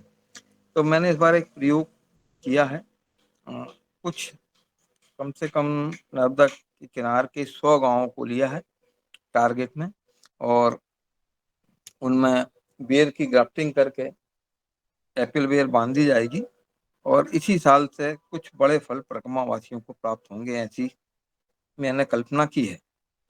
तो मैं सदन में, सब संत लोग ही हैं हमारे सदन में, जितने भी आप लोग बैठे हैं जैविक संत हैं, जो देश विकास के लिए काम कर रहे हैं, वो संत हैं। आप सभी संतों से एक निवेदन है कि आप मेरे लिए प्रार्थना कीजिए कि मैंने जो मिशन लिया है वो सफल हो। धन्यवाद। अरे बहुत भैया, आदरणीय प्रदीप राज वर्मा जी, आपके लिए क्या कहें। आपने कितना बड़ा जो है वो कितना उपकार, और माँ नर्मदा जी की साक्षात कृपा मुझे देखने को आज ऐसा लग रहा है कि आपके ऊपर माँ नर्मदा जी की पूर्ण कृपा हुई कि आपने इतना बड़ा संकल्प जो है जो किसी के मन में नहीं आया। बहुत अच्छे अच्छे विचार आ रहे हैं अपने शैक्षिक उपहार कार्यक्रम में कि आपने नर्मदापुरम के जो परिक्रमा मार्ग है वहाँ के 100 गाँव में आप फलदार पौधे लगाने का आपने जो बात कही है, ये कितनी अच्छी बात है, कितनी पवित्र बात है। ये तो मैं आपको सदन की ओर से और माँ नर्मदा जी की कृपा से का जो है प्रत्यक्ष मैं कहना चाहता हूँ कि आप धन्यवाद के और बधाई के पात्र हो, और माँ की साक्षात कृपा आपके ऊपर है नर्मदे हर। ग्राफ्टिंग कर रहा हूँ मैं पौधों में, पुराने पौधों को कटवाया है बहुत मैंने, अच्छी। और उनमें ग्राफ्टिंग करेंगे। और नए पौधे लगाने में तो 5 साल बाद फल आते हैं, 2-3 साल तो कम से कम लग जाते हैं। मैं ग्राफ्टिंग में उसी साइड, जैसे अभी मैं मई के महीने में एंड में जब ग्राफ्टिंग कर दूंगा ना, तो सितंबर, अक्टूबर, नवंबर, दिसंबर में आपको फल मिल जाएंगे कुछ, बहुत बढ़िया, और फिर वो बहुत फल अच्छी। कंटिन्यू बढ़ते रहेंगे। ये जब आप शुरुआत कर रहे हैं तो जरूर बताइएगा, कहीं कहीं हम लोगों का सौभाग्य प्राप्त हो आपके साथ चलने का, तो हम लोग जी चलेंगे। जरूर। जी बहुत ओम, सुंदर। ओ, सदन को नमन। सर ये थोड़ा सा इसमें ये बताइए कि जैसे अभी ये सीजन है, बहुत सारे खेतों की मेड़ पर ये दड़े लगे हुए हैं, और रोड के किनारे किनारे भी बड़े पेड़ भी हैं, छोटे पेड़ भी हैं, इन पर हम किस तरह से ग्राफ्टिंग कर सकते हैं या इनकी कटिंग कब करें? जी ओम। श्री ओम। अभी थोड़ा सा लेट तो हो गए हैं, किंतु इतना भी लेट नहीं हो गए हैं। अभी आप अपने कलाई से लेके यांग इतने मोटे जो पेड़ होते हैं, मतलब 2 इंच व्यास से लेके 6 इंच व्यास तक के पेड़ों को अभी भी आप छाती की ऊंचाई से कटवा देंगे तो अपन उनमें ग्राफ्टिंग कर सकते हैं। किंतु हमारा एक संकल्प है कि हम सिर्फ नब्जा पथ में ही करेंगे। तो नब्जा पथ में यदि आपके पास हैं तो आप 100-200 पेड़ जितने भी हैं कटवा दें और हम आके वहां पे खुद ग्राफ्टिंग कर देंगे और आपको भी सिखा देंगे। तो अगले बार आप अपने यहाँ कर सकते हो। किंतु हम अभी किसी गांव में पर्टिकुलर नहीं जा रहे हैं, सिर्फ नब्जा पथ में ही जाएंगे इस वाला। श्री ओम। तो आदरणीय जी, आपके फार्म पे हम आए तो वहां तो सिखा सकते हैं आप ग्राफ्टिंग करने का? हाँ हाँ, बिल्कुल बिल्कुल, वो तो तो सिखा भी फिर देंगे और हाँ से बड स्टिक भी हाँ, दे ठीक देंगे। ठीक।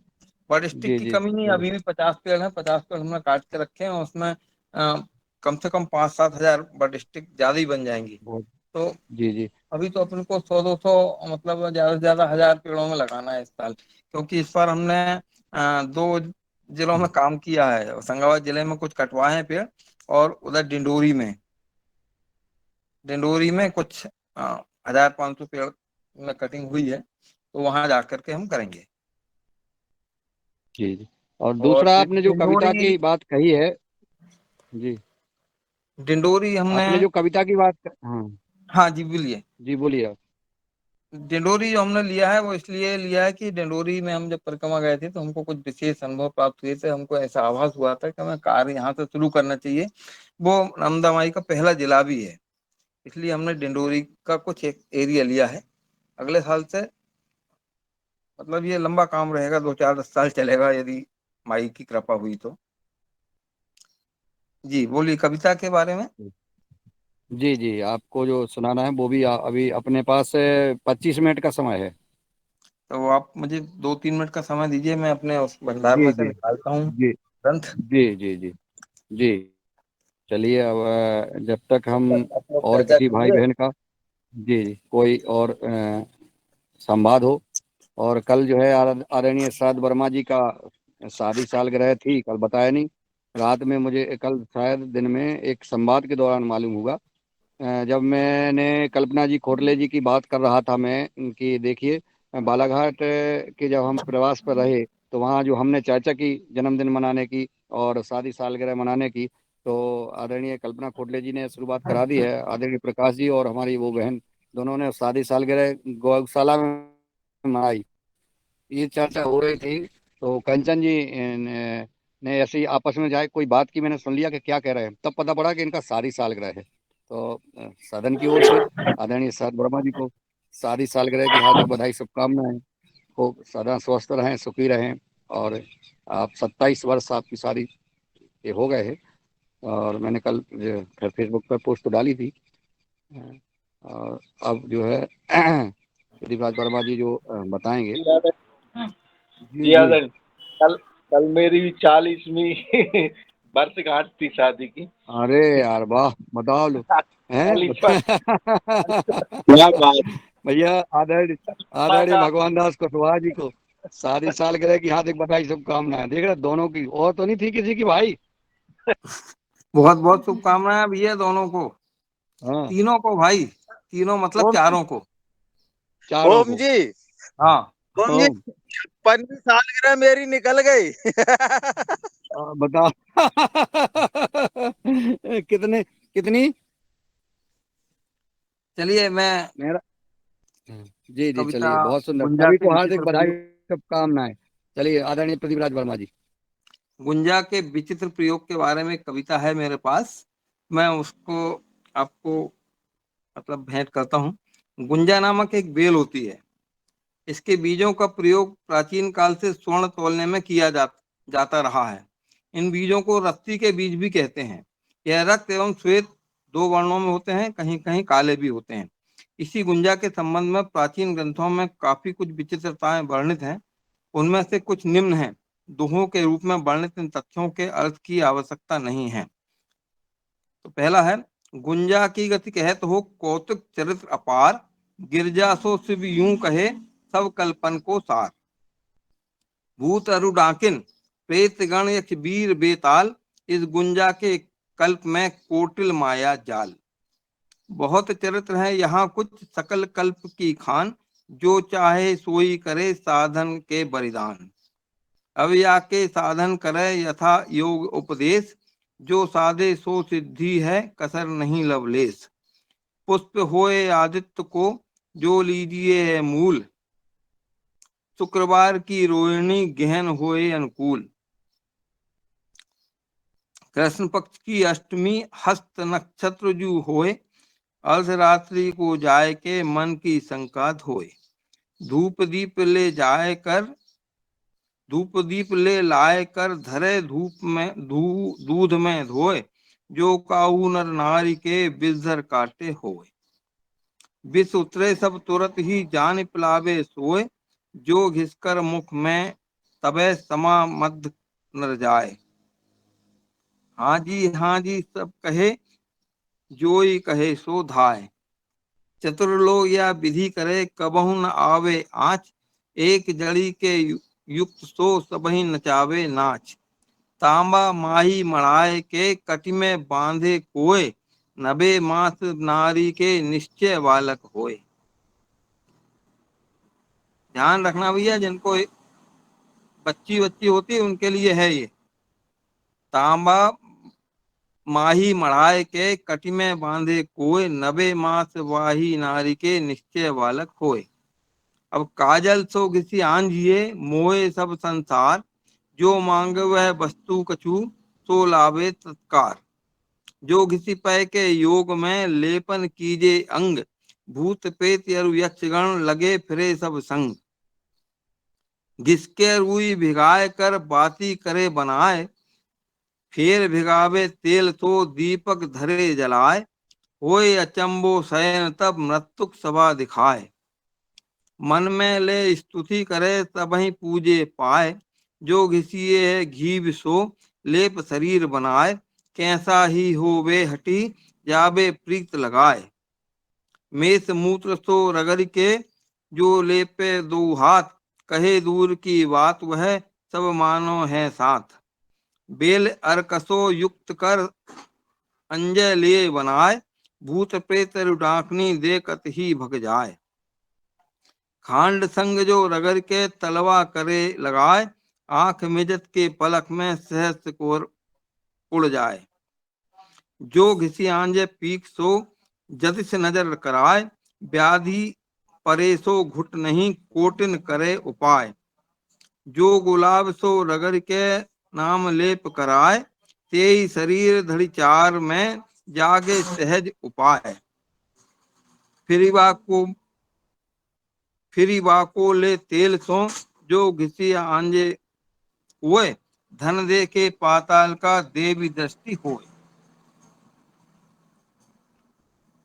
किसी के तिल के तेल में मर्दन करे शरीर, देखे सब संसार को महावीर रणधीर। गंधक संग मिलाए के बीसों नखन लगाए, जो नर होए कुमार गी देखत बस है जाए। गंगा जल तो आंजिए दोनों नयनों महाय, बरसों बरस पुष्प की होए अचंबो नाय। उक्त प्रयोगों में से कुछ प्रयोग तो आज भी अनेक तांत्रिक सफलता पूर्वक संपन्न करते हैं, फिर भी गुंजा के विचित्र प्रयोग शोध के विषय हैं, ऐसा मेरे पास किताब में लिखा है। गुंजा को बोलते हैं एवरस प्रीकेस्टोरियस, बॉटेनिकल नाम है उनका। बहुत सुंदर आदरणीय प्रदीप राज वर्मा जी, महत्वपूर्ण जो है आपने ये कविता सुनाई है। ये कविता हम चाहते हैं कि अगर उपलब्ध हो जाए तो इसको, बहुत महत्वपूर्ण है क्योंकि विभिन्न प्रकार की जो आपने चूंकि उसके जो प्रयोग बताए हैं ये बहुत ही अचूक प्रयोग हैं। इस कविता को क्या अपन उपलब्ध करा सकते हैं क्या आप? जी भैया, इस कविता को उपलब्ध करा सकते क्या आप? हाँ, कविता तो लिखी हुई है ना मेरे पास। हाँ, तो वो उसको नहीं कैसे मिलेगी कविता, क्योंकि एक एक मैं इसकी अलग अलग जैसे। फोटोकॉपी लेके आपको व्हाट्सएप कर देता हूँ। ठीक ठीक, बहुत बढ़िया, है ना, ग्रुप में बहुत सुंदर। कर दीजिए। ग्रुप में व्हाट्सएप कर देते हैं। जी जी जी जी। ये बताने का कष्ट करेंगे, पुत्र पुत्री के लिए जो है कमर में बांधना है वो तांबे का ताबीज में ना, हाँ तांबे के ताबीज में कमर में बांधना है पुत्र प्राप्ति हेतु। हाँ बिल्कुल, कुछ एक दो प्रयोग मैंने किए हैं इसके, मगर वही बच्चों वाला किया है, वो बहुत सफल है वो। किंतु छोटे उसके साथ कुछ दो और चार भी को कुछ। कितने डालना है ताबीज में? जी, कितने गुंजा डालेंगे ताबीज के भीतर में? हाँ गुंजा एक ही डालना है। एक ही डालना है, मतलब छोटा सा ताबीज बनेगा, हाँ, रत्ती भर का किंतु ताबीज बनेगा। मैंने प्रयोग किया था, सफल भी हुआ था, मगर उसके साथ मैंने दो चीजें और की थी मिला के, दो तीन चीजें और की थी मिला के, तब मैं दो दो तीन जगह तो सफलतापूर्वक कर चुका हूँ इसका प्रयोग। माने किंतु ताबीज साथ में मैंने दो तीन चीजें और भी दी थी। नाम नाम याद एकदम नहीं आ रहा मुझे, मैं अभी 1 मिनट के अंदर बताता हूँ आपको याद करके। उसके बीज शिवलिंगी के बीज को भी खिलाया गया था। माने वहाँ वो अंदर ताबीज के अंदर शिवलिंग के नहीं बीच। नहीं नहीं, शिवलिंगी के बीज को खिलाया जाता है, सब ताबीज को, ये गुंजा के ताबीज को बांधा जाता है। हाँ, शिवलिंग और पुत्र जीवक जो बताते हैं स्वामी जी, शिवलिंगी और हाँ, पुत्र पुत्र। जीवक तो स्वामी जी के हाथ से मैं लेके भी आया था, 1 किलो बीज लाया था मैंने पुत्र जीवक के, और वो उसी को प्रयोग कराया था किसी को, और ठीक है, वो तो कमर में जो बांधने प्रयोग का है। कराया था जिनको, उनका ज्यादा से ज्यादा 8 दिन के अंदर रिजल्ट आने वाला है, तो मैं आपको बताऊंगा कि क्या बहुत रिजल्ट गुड। मिला है। खैर हम लोग तो 70 के हैं, हम लोग को पुत्र को प्राप्ति नहीं करना है, लेकिन लोगों प्रयोग को जो करवाया था मैंने किसी को, उसकी बात कर रहा हूँ मैं। मैं भी 70 का ही हूँ भाई। जिनको प्रयोग करवाया था, जिनके ऊपर प्रयोग किया था, उनका रिजल्ट आने वाला है, मैं बतलाऊंगा आपको, जी। उसका रिजल्ट बतलाऊंगा क्या हुआ है। आदरणीय आदरणीय प्रदीप राज वर्मा जी का ये है कि लगातार अपने परिवार में, समाज में नए युवा होते हैं, जो दाम्पत्य होते हैं, उनको जरूरत होती है, इसके लिए बताया है आदरणीय कृष्ण कुमार जी। आपको नहीं बोला है, आप तो सब कुछ जो है आप संन्यास की ओर चलो। आप तो राष्ट्र सेवा में लग जाओ। परम पूज्य स्वामी जी के अभियान में परम पूज्य स्वामी जी ने आह्वान किया है हम सबका, वहाँ पहुँचे। और मैं अब पहुँचता हूँ आदरणीय दिनेश जी श्यामबाल जी के पास, अगर वो नेटवर्क में हैं। और तो अब मैं आदरणीय शरद वर्मा जी से चाहूंगा, शरद वर्मा जी हैं? शरद वर्मा जी जी हैं क्या? जी सर। अब आपने जो है कल मालूम नहीं बताया नहीं कि शादी की सालगिरह है, तो इसका जो है अब जुर्माना लगेगा सदन की ओर से। हाँ। जी शरद भैया, मैं तो आज आ ही रहा हूँ मिठाई खाने, हाँ ठीक है, आप तो पास में हैं। बाकी और तो लोग जाने या नहीं जाने, आ मैं आ जाइए रहा आ हूँ। जाइए। रिश्तेदारी में मैं ऐसो जी करने। मैं तो कल भी आने वाला था, मगर कल किसी कारण सादर से टूट गया। आमंत्रित। चलो हम भी पहुंचेंगे, कल परसों हम पहुंच जाएंगे, ठीक है। आमंत्रित है सादर। ठीक, चलिए। जी और जी, आदरणीय आदरणीय रमेश चंद सब आ मेहरा जी और जाइए, भगवान दास, सबका नहीं, आमंत्रण है। रमेश चंद मेहरा जी और भगवान दास कुशवाहा जी और शरद वर्मा जी, 3 लोगों की शादी सालगिरह है, तो तीनों जो है इकट्ठा मिलके भंडारा करा दो। दादू तो तरबूज खिला रहे हैं, खेत में पहुंच जाओ बस। अच्छा, ठीक ठीक है, हाँ जी, चलिए। भरपूर तरबूज मैंने तो खिला कल रहे हैं करा इस समय। था भंडारा, हम्म, और कथा भी हम्म, सुन ली, और भंडारा भी करा दिया सबको, सत्तू भी खिलाया, पता हाँ, ना। भंडारा में सत्तू भी रखा था हमने। वेरी गुड, आपने करा दिया। ठीक ठीक। और हम्म, मोक अतिथि महोदय खूब सारी वो बना बना के खिलाएंगे, किसको सर्दी है, किसको खांसी है, हम्म। किसको क्या है, तुरंत इलाज मिलता है उनके पास। हाँ, इनके यहाँ जैविक भोजन जब करते हैं तो इतना आनंद आता है, इतना दिव्य प्रसाद मिलता है, हम तो सौभाग्य में मिल जाता है कभी कभी। जब भी जबलपुर तरफ जाते हैं तो आपका ही स्नेह मिलता है और वहाँ आनंद आता है वाकई में। चलिए अब हम नहीं चलते मैं हैं। हैं? और किसी का कोई संवाद कोई बात करना हो तो ठीक है, नहीं तो फिर आप आज समापन की ओर, आभार की ओर चलेंगे और अंतिम वक्ता के रूप में जी, मैं हमारे साथ जैसे सदन में एक जानकारी देना चाहता हूं सर, मुझे अगर स्वागत है सर, परमिशन हो तो। स्वागत है। सर, कल एग्रीकल्चर होशंगाबाद के 20 सैंपल जो पिछली बार मूंग के लिए गए थे और जिनमें रेसिडुअल इफेक्ट के लिए देखा गया था कि कोराजिन का कितना इफेक्ट है, तो वो इफेक्ट नहीं निकला। होशंगाबाद के 20 सैंपल जो हरदा, सिवनी और हमारे क्षेत्र के लिए गए थे, उन पर कोराजिन का कोई भी इफेक्ट नहीं आया।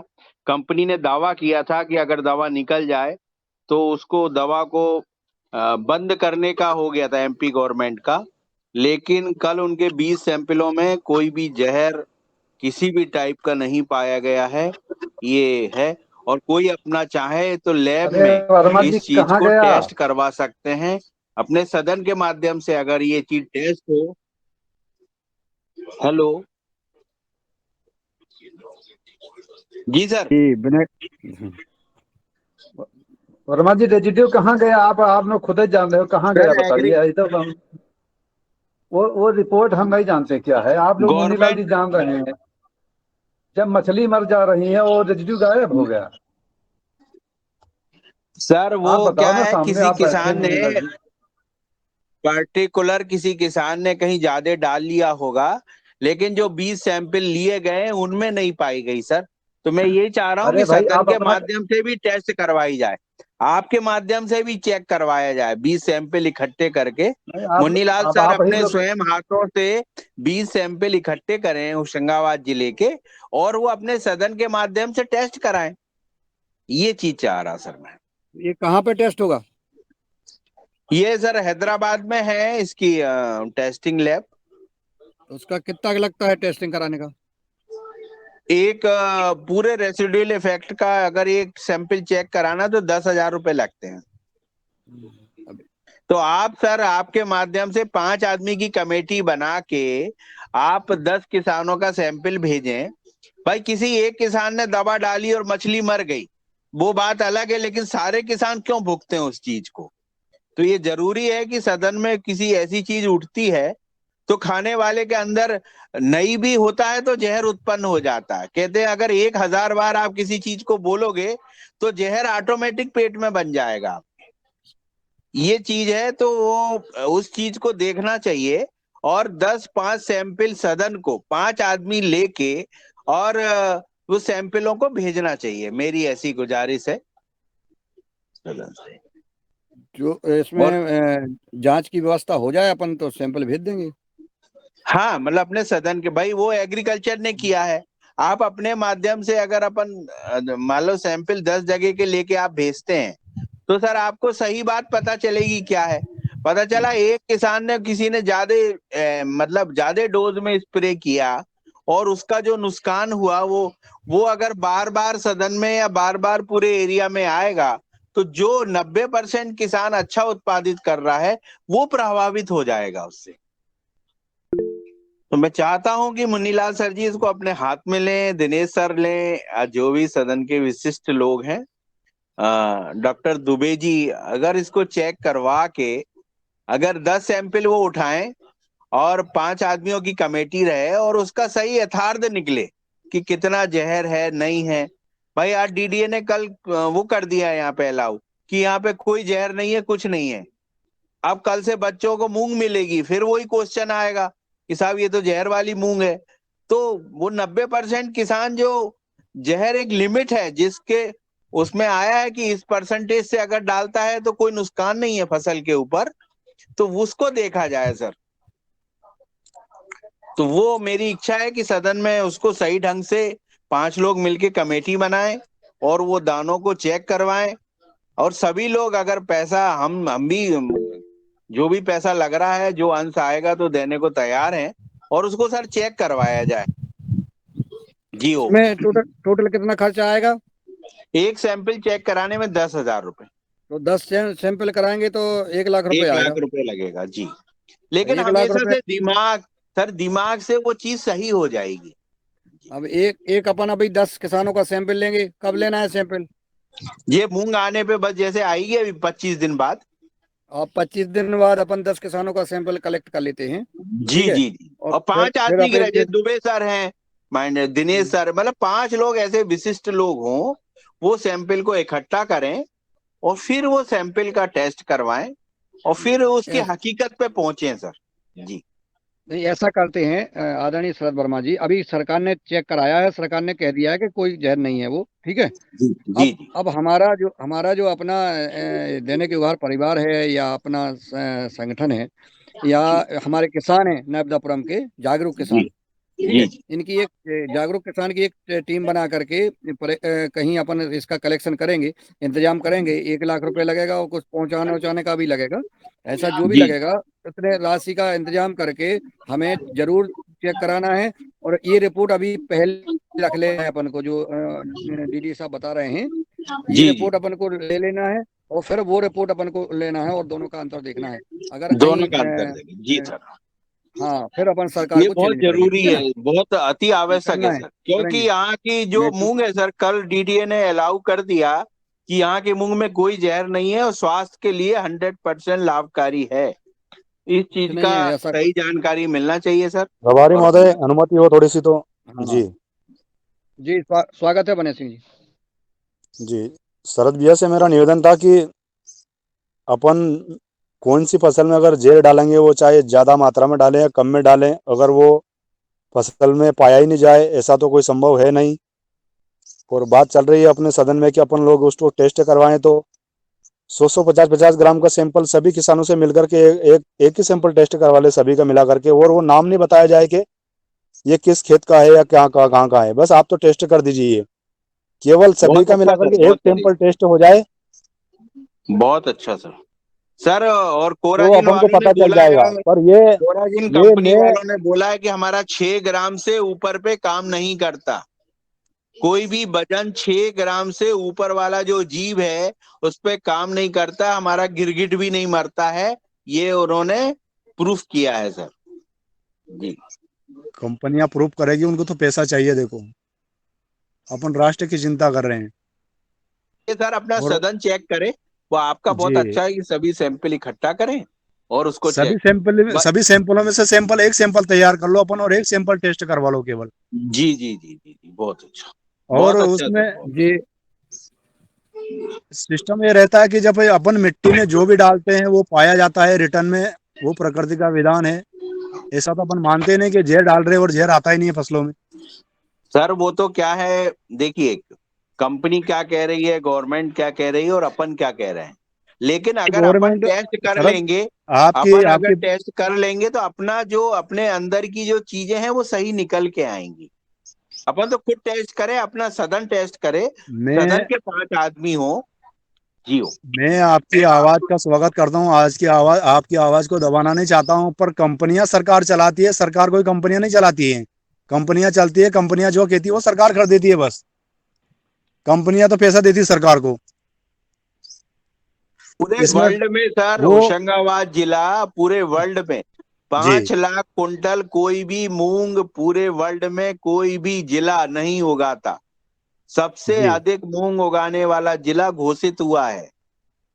तो बहुत सारे डीडीए साहब का कहना है कि बहुत सारे लोगों को, बहुत सारी कंपनियों को, बहुत सारे दाल उत्पादित देशों को यह है कि इसको नॉमिनेट करना है और इसकी मूंग को बदनाम करना है, ऐसा उन्होंने दिया है सर।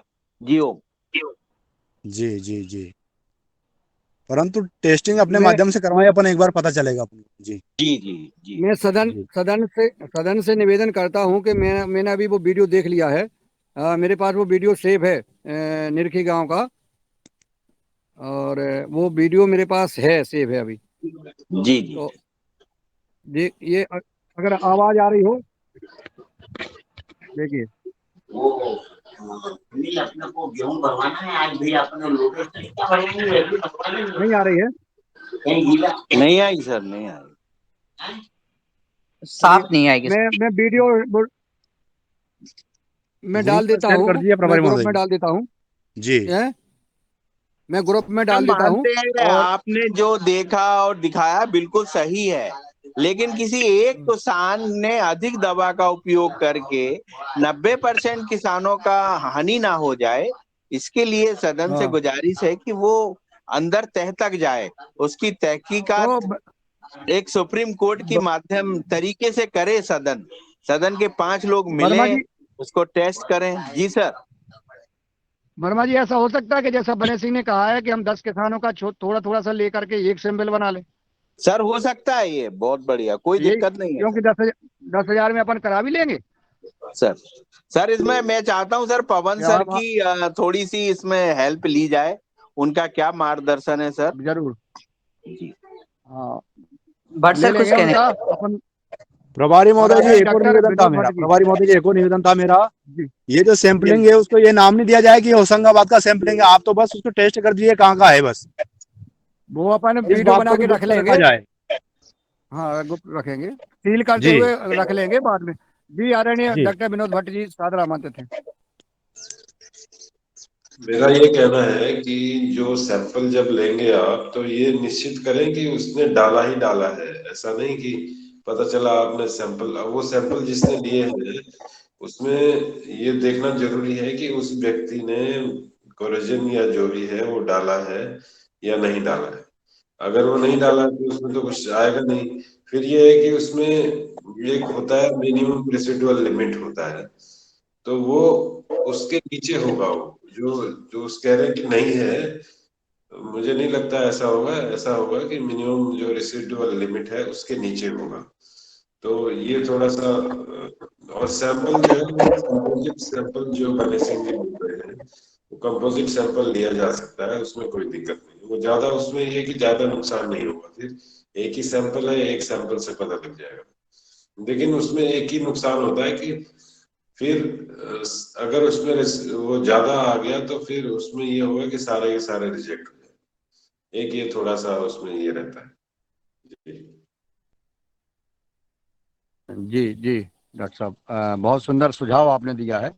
नहीं तो अपन किसी का भी 10 किसानों का ले लेते और उनने अगर नहीं डाला है क्लोरोजिन, तो ये अपन को ध्यान रखना है और इस बात को अभी से जानकारी कर लेंगे कि किन किन ने डाला है, और फिर आराम से उसका सैंपल लेंगे। जी, आदरणीय रघुवीर सिंह रावत जी सादर आमंत्रित थे, आपका मार्गदर्शन मैं प्राप्त हो। वही बात कह रहा था जो भटजी ने कही, और मैं ये भी कहना पूछ रहा था कि ये जो सैम्पलिंग टेस्टिंग एजेंसी है ये कौन सी है, क्योंकि 10,000 ज़्यादा है। अगर आप 7,000 के आसपास हो जाता है, तो तो क्योंकि गवर्नमेंट रेट इसमें है, बहुत सारी गवर्नमेंट। एजेंसी हैं ना, बहुत सारी हैं जो जिनके रेट सर कम ये ज़्यादा गवर्नमेंट होते का हैं। रेट पता चला था मुझे, बाकी मैंने किसी नहीं, एजेंसी से गवर्नमेंट का पता नहीं कोई किया, ये रेट गवर्नमेंट रेट था। नहीं है। इसमें जो है 30-32 प्राइवेट एजेंसी हैं जो करती हैं, जी और सर। ये वेपिडा की वेबसाइट पे मिल जाएगा, या आप ऐसे ही ढूंढेंगे तो आप मिल जाएगा, और उनके रेट पूछ सकते हैं। तो आप सस्ता वाला ढूंढो अपने आसपास जो कर सकता है। तो इसमें फ्लक्चुएशन होता है। मैं बोल रहा हूँ कि कोई अगर आप बहुत वैसी एजेंसी से करोगे, SGS जैसी, तो ये तो 10,000 लेगा ही। अगर आप दूसरी एजेंसी से करोगे, इंडियन एजेंसी बहुत सारी हैं, तो वो सस्ती भी होती है। ये भी जरा वर्कआउट करो। एक ही एजेंसी नहीं है, मेरा बोलने का मतलब 30-32 एजेंसी हैं जो करती जी। जी जी, धन्यवाद सर। और मैं चाहूंगा कि आप इसमें थोड़ा एजेंसी के से संवाद कर लें कि ऐसा हमें कराना है चेक। तो जब तक हम लोग यहाँ किसानों का चयन करते हैं, हाँ, तब तक मैं बात आप कर लूंगा। एजेंसी का हाँ, चयन। ठीक है। जी जी, ठीक है। Thank you. जी, धन्यवाद। आदरणीय डॉक्टर किशोर दुबे जी सादर आमंत्रित हैं। धन्यवाद मुनीलाल जी। इसमें मेरा सुझाव इतना ही था, जो भटजी ने कहा उसी को पूरक बात है कि 10 किसानों का सैंपल लेने की जरूरत नहीं इकट्ठा। उसमें क्या होता है, किसी ने 10 स्प्रे किए हैं, किसी ने 5 स्प्रे किए हैं, किसी ने 2 स्प्रे किए हैं, तो उसका एवरेज जब निकलता है तो डाउन निकलेगा। बेटर है कि आप 2 या 3 ही किसानों का सैंपल लो, लेकिन जिन्होंने जो एवरेज आपके तरफ में जैसा 8-8 दिन के बाद में स्प्रे करते हैं, जिन्होंने 10-15 स्प्रे किए हैं, ज्यादा से ज्यादा स्प्रे जिन्होंने किए हैं, ऐसे ज्यादा से ज्यादा सिर्फ 3 किसान लो, या उससे ज्यादा लेने की जरूरत नहीं है। और 2 या 3 का या इंडिविजुअल का भी लिया तो चलेगा, इंडिविजुअल सबसे बेस्ट है, और उसका सैंपल लेने का है। जिसने ज्यादा से ज्यादा स्प्रे किया ऐसे किसान का सैंपल लो, और उसको जो है ना, उसको मतलब कहाँ का है क्या है, उसकी एक प्रोसीजर होती है, उसको डिकोडिंग किया जाता है, नाम वगैरह उसमें लिखा नहीं जाता है, और उस तरह से फिर वो सैंपल भेजा जाता है कि वो उसमें मतलब बेनामी तरीके से उसका डिकोड रहता है, और वो होशंगाबाद से भेजा गया है इसी भी बोलने की जरूरत नहीं है, दूसरे तरीके से भी भेजा जा सकता है। और उसको फिर उसका जो रिपोर्ट आएगा, ऐसा रघुवीर जी ने बोला, वो एजेंसी ढूंढ के उसका रिपोर्ट देख के फिर अपन तय करेंगे कि वो क्या होता है कैसे होता है, उसके आधार पे। तो ज्यादा से ज्यादा जिन्होंने स्प्रे किए हैं ऐसे 2-3 किसानों का ही आप चयन करो, और उन्हीं से सैंपल अलग अलग इकट्ठे करो, फिर उसको इकट्ठा करना नहीं करना वो अपन अलग देखें। ठीक है, यही मेरा सुझाव। हाँ, मैं इसमें एक चीज और जोड़ना चाहता था कि ये जो कोरोजन है अगर ये सिस्टमिक है तो ये डेफिनेट आना चाहिए। और ये भी जो जिस किसान का लेंगे ये भी पता करें कि उसने कब डाला था, मतलब ये भी होता है शुरू की स्टेज में डाला या उसने जब फ्रूटिंग हुई तब डाला, जब फ्लावरिंग फ्रूटिंग होती है ना तब डाला, तो ये भी थोड़ा सा रिकॉर्ड कर ले ताकि पता चले कि, क्योंकि रावत अगर साहब ये सिस्टमिक नहीं। मैं चाह रहा था कि मुन्नी लाल सर के सामने कोराजिन डाले, वो अगर आए तो अपन एक फील्ड में 4 बार कोराजिन ठीक है। उनके साथ डाल दें, और उसका वीडियो बना लें कि ये 4 बार इसमें कोराजिन डली है, और मुन्नी लाल सर वहां बैठे और वो कोराजिन को रहे कि भाई ये फील्ड में अपन ने कोराजिन डाली है, और इसका टेस्ट करवाएं एक सैंपल का। जी सर। हाँ ठीक है, ठीक है। ये भी ठीक हो सकता है, एक जगह में एक ये भी जैसे ठीक है। मुन्नी लाल सर के खेत में लगी है, मूंग लगी है, अपन वही 4 सैंपल आप 1 सीसी ले लें और 4 बार स्प्रे करके वीडियो बना लें उसका। सही है। तो उससे आपके क्या यहाँ होगा सर, ओरिजिनल दिल के अंदर साफ पता चला सरकार फ्री में बच्चों को देना चाहती है, बच्चों का कुपोषण सुधारना चाहती है, और किसी माध्यम से पता चला उन बच्चों को फायदा होने वाला था, उन गरीब बच्चों को जो मूंग कभी जिंदगी में नहीं खरीद सकते, तो वो अपन अपने माध्यम से उसको रोक रहे हैं, या जो भी रोक रहे हैं, तो वो ऐसा ना हो कि अनजान में उनका घाटा हो जाए। जियो। सही बात है। नहीं, अच्छा सुझाव है आपका, बहुत सुंदर। इस पे अपन देख लेते हैं, और अपन को बच्चों को बचाना भी है और बच्चों को खिलाना भी है, दोनों चीजें अपने लिए है, अपन जागरूक है, और अपना का ये कर्तव्य करना है। नीलाल सर, और आपको लगभग 10x10 का एक जगह ले लें, आपके खेत में मूंग लगी है, और एक दवा का सैंपल उठाएं, और उसमें 3 स्प्रे 2 स्प्रे जो भी हैं वो ठीक करके सर आप करें, और एक सैंपल यहाँ पे तैयार करें, ऐसे आप ले लो सर। जियो। ठीक है, मैं कर लेता हूँ ऐसा, ठीक है ना। अभी हमारी मूंग छोटी भी है, हैं? बहुत बढ़िया हो करते जाएगा हैं। इसमें। जी हाँ, ठीक ठीक ठीक है प्रभारी फिर। महोदय जी, मेरा और निवेदन था कि जैसे अपन जैविक कीटनाशक का उपयोग भी करवाने का काम अपन शुरू कर दे तो ज्यादा उचित रहेगा ना। कोरोजन डालने की आवश्यकता क्यों है, अपन वो उस पर तो ही फोकस ठीक कर है सकते हैं सर, सभी लेकिन किसानों पूरे को। अभी सुधारने में टाइम लगेगा सर जी। लेकिन जो चीज है, 3 लाख कुंटल रखा हुआ माल है, और जो सरकार के पास है स्टॉक है, उसका भी तो सही जानकारी मिले अपने को। जी हो। जी जी कल जी। कल शरद भैया के पास सारा अमला आया था। कौन कौन आए थे कल, जो है डीडीए वगैरह सब आए थे कल। उन्होंने कल अपना सर दुखड़ा रोया है शरद जी के पास। भैया हमारा ये जांच है? नहीं, कल वो सर आए थे और उन्होंने बताया हाँ, कि ठीक। हमने जो 10 सैंपल लिए थे विभिन्न किसानों के, तो उनकी बातों में मुझे ये लगा कि सर उन्होंने जो किसानों के नाम और जो वो बताए, वो 10 किसान विभिन्न क्षेत्रों के थे, उसमें उनका सरपंच, ग्राम सेवक और वो सब अलग अलग लिए गए थे। तो हो सकता है एग्रीकल्चर वाले, अपन मानते नहीं सर उनकी बात, क्योंकि आपको मालूम है मुन्नीलाल सर की वो सैंपल हो सकता है कि एक ही जगह से ले लिया गया हो। तो ये चीजों को दूर करने के लिए अगर आप अपने खेत में करेंगे, तो मैं चाह रहा हूं कि सही सदन है, निश्चित ही एक सही जगह पहुंचेगा और एक सही रिजल्ट मिलेगा सर। बिल्कुल सही बात क्योंकि है। सर कोराजिन वालों को भी बुलाया था, उनका कहना है हमारा 6 ग्राम से ऊपर काम नहीं करता। तो ये सब चीज सर अब इतना नॉलेज है नहीं। अब ये दुबे जी जी। सर उस पे प्रकाश डाल सकते हैं कि ये कितना है, या ये 6 ग्राम पे ये बोल रही है कंपनी की काम नहीं करता। ये सारी चीजें हैं, या कोई डोज से अधिक किसान डालता है तो वो नुकसानदायक है। तो ये सारी चीजें निकल के आएगी सर। आप, मेरा इच्छा है कि मुन्नीलाल सर इसको अपने खेत में वो करे और इसका वीडियो बनाए, ये दवा हमने डाली है और उसको टेस्ट कराएं। तो वो कंपनी के ऊपर भी अपन बता सकते हैं कि साहब ये हमारा खुद का टेस्ट है और ये है। जियो जी जी, बहुत सुंदर चर्चा हुई, महत्वपूर्ण चर्चा हुई। समय लगभग आगे बढ़ गया है और मैं पुनः आदरणीय दिलीप जी सेमवाल जी के पास चलता हूँ। वो आए और जी सबका आभार ज्ञापन करें। जी आदरणीय, हम तीर्थाटन के बाद अपने खेतों पे आए और खेत का उत्पादन प्रसाद के रूप में हमें मिले, इस पे चर्चा हुई।